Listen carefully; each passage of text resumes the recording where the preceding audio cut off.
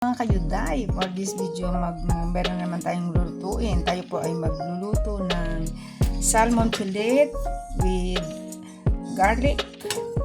Mayroon po rin tayong broccoli. Syempre, ang ating pasta. At mayroon tayong konting white wine. Hindi ko pwedeng damihan because ng aking husband. Mayroon tayong paminta. At meron tayong tuyong sibuyas. Ayan, dahon ng sibuyas. Kaya, tara mga kayuday, samahan niyo akong magluto. Una muna mga kayuday, maglalagay syempre tayo ng olive oil. Yun.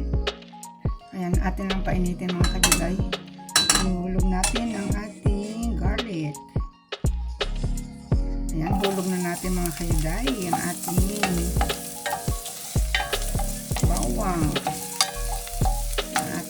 Atin lang siyang papulahin. Yan mga kayuday, huhulog ko na yung ating salmon fillet. Hiniwa ko lang siya ng cube. Ayan.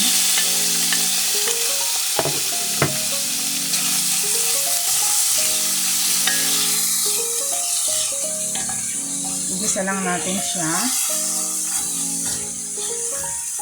bago ihulog natin yung ating white wine para hindi malansa po yung ating salmon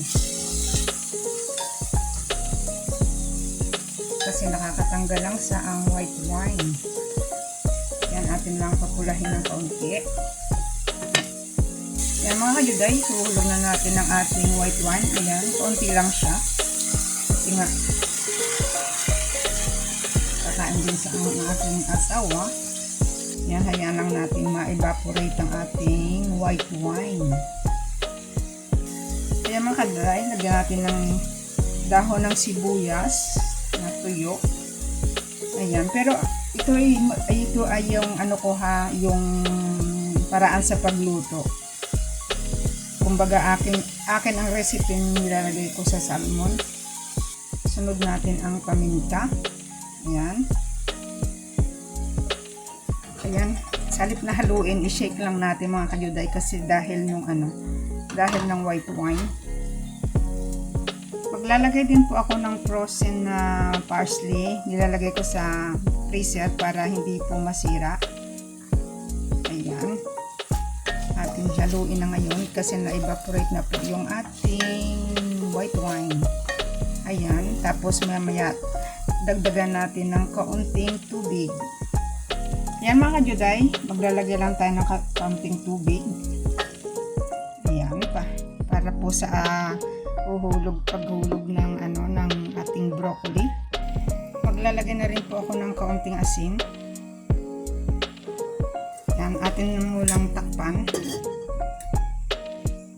Yan mga kayuday, magpapakulo na rin po tayo ng ating tubig para sa ating pasta. Yan mga kayuday, hulog na natin ngayon ng ating broccoli.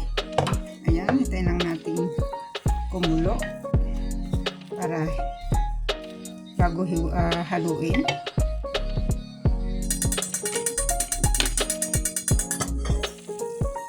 Ayan mga kayuday, luto na po yung ating sugo o sauce sa ating pasta.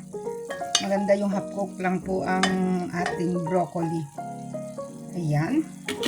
Ngayon naman po ay hintayin natin kumulo ang ating tubig. Mga kayuday, ito po yung aking sikreto. Pinatay ko na po yung apoy ng ating sauce pero magdadagdag po tayo ng olive oil. Ito po ang secret ko para masarap ang pasta. Yummy!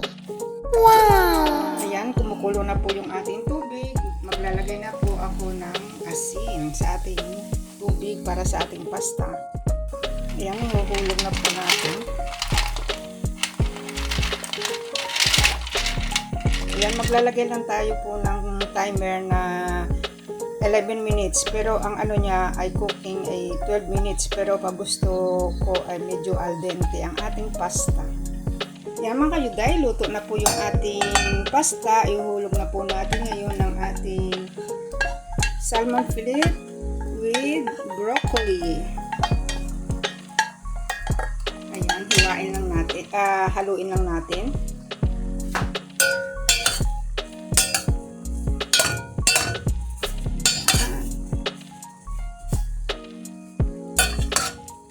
Mga kajuday, ito na po yung ating pasta with salmon fillet with broccoli. Ayan, sana'y nagustuhan nyo po yung pag-share ko po sa aking recipe.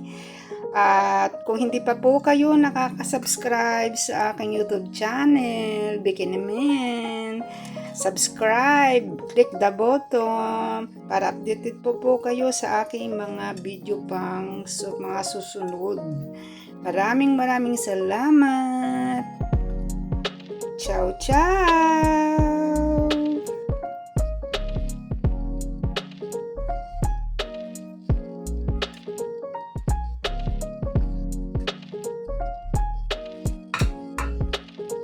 Ooh! Bye-bye!